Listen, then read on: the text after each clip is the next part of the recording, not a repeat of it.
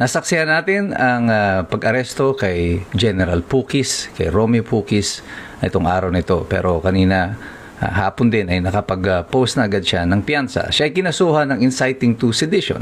At marami nagtatanong, ano nga ba yung krimen na yan? Totoo nga ba yung sinasabi nila Ombudsman Remulla at ni John Vic Remulla na kapag sinabi mong BBM resign, ikaw ay pwede ng kasuhan ng inciting to sedition. Pag-usapan po natin yan sa araw na ito. Ito po muli si Attorney Mike Operario. Ang krimen po ng inciting to sedition ay hindi ang sedition mismo. Ang inciting to sedition, ang ibig sabihin po nito, ikaw ay nag-i-encourage, ikaw ay nananawagan o kumukumbinsi ng mga tao na gawin ang krimen na sedisyon. So, ang importante po dito na i-define muna natin ay ano nga ba yung krimen ng sedisyon.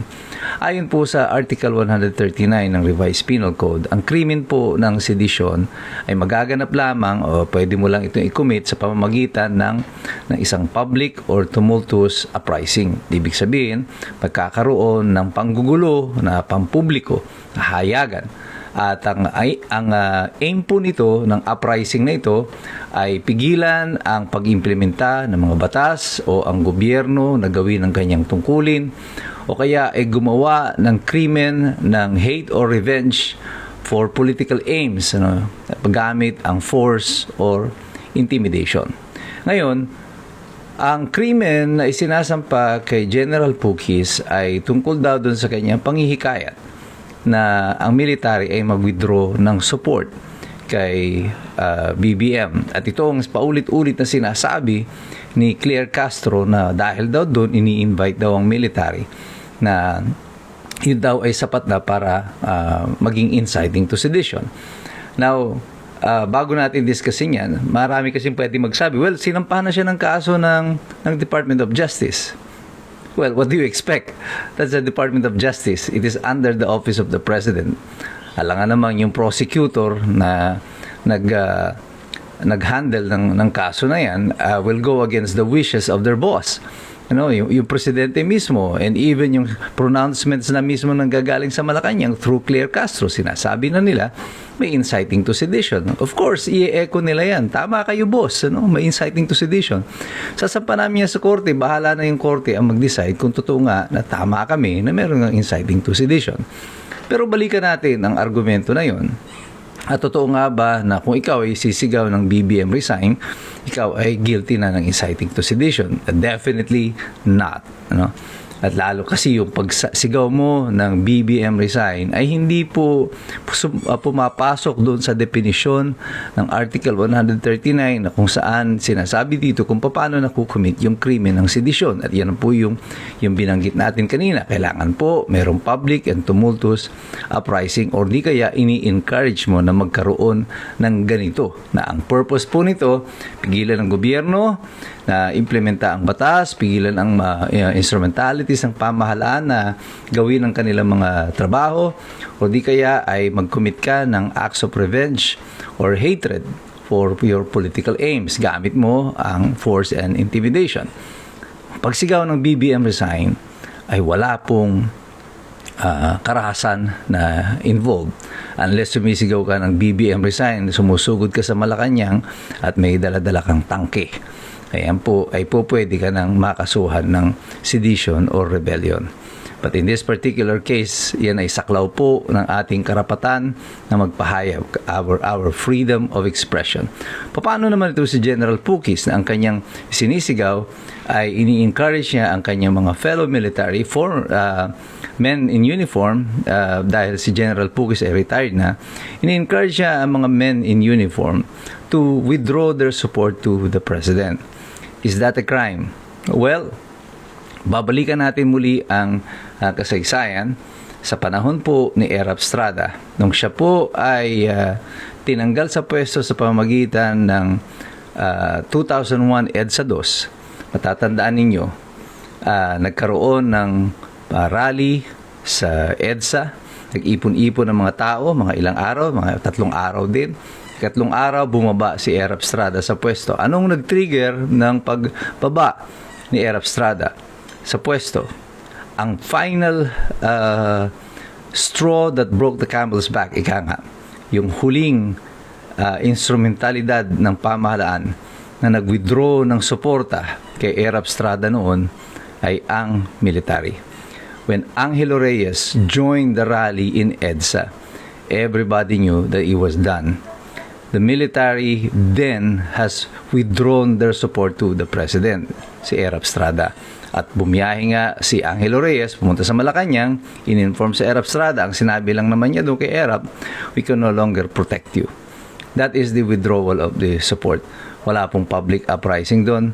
Hindi man po, nagkaroon po ng kaso nito sa Supreme Court at kinonsidera ng Supreme Court na yung pagbaba sa pwesto ni Erap Estrada ay isang constructive resignation. That's the term that was used. It was a constructive resignation. Effectively, para po siyang nag-resign. At hindi po binanggit doon ng Supreme Court na ang ginawa ng military ay illegal. Ito po ay pang withdrawal ng support ay hindi naaayon sa batas.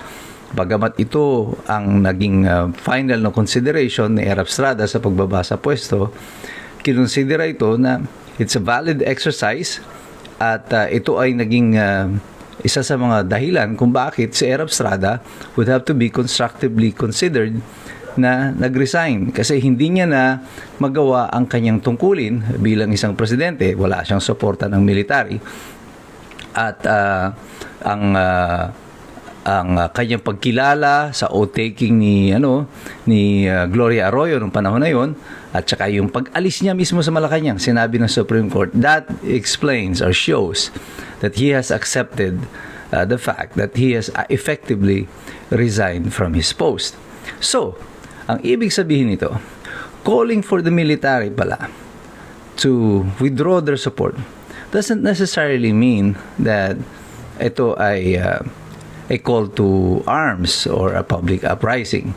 But this would have to be left now to the judgment of the court. Ang sinasabi po natin ngayon is just for public information na ito yung mga nangyari nung nakaraan at ito ang dahilan kung bakit sa tingin ko ang kaso na ito na isinampa kay General Romeo Puquis ay walang tunay na basehan.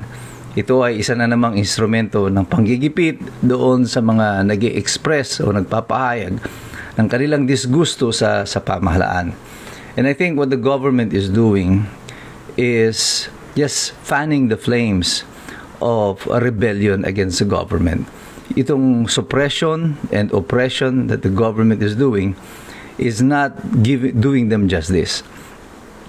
Humihiling ang mga mamamayan ng katarungan doon sa flood control. Nangako sila na may ikukulong daw sila. Although hindi naman talaga tayo naniniwala, pero sila nangako na may mga ikukulong sila, mga big fish daw dito sa flood control.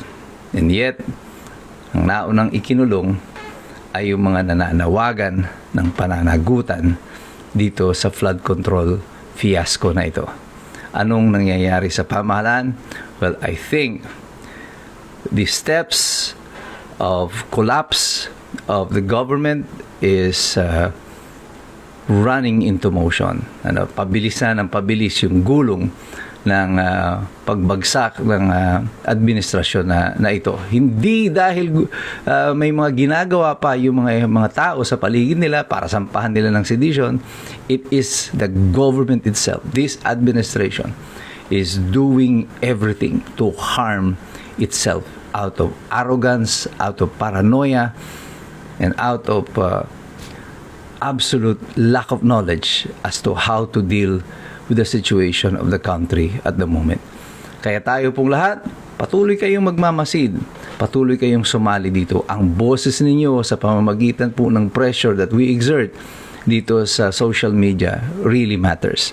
Pero sa inyong pakikialam, dapat po tayong patuloy na magsipag-aral sapagkat mahirap makialam ang taong walang alam. God bless you, God bless us all. Mabuhay ang Republika ng Pilipinas.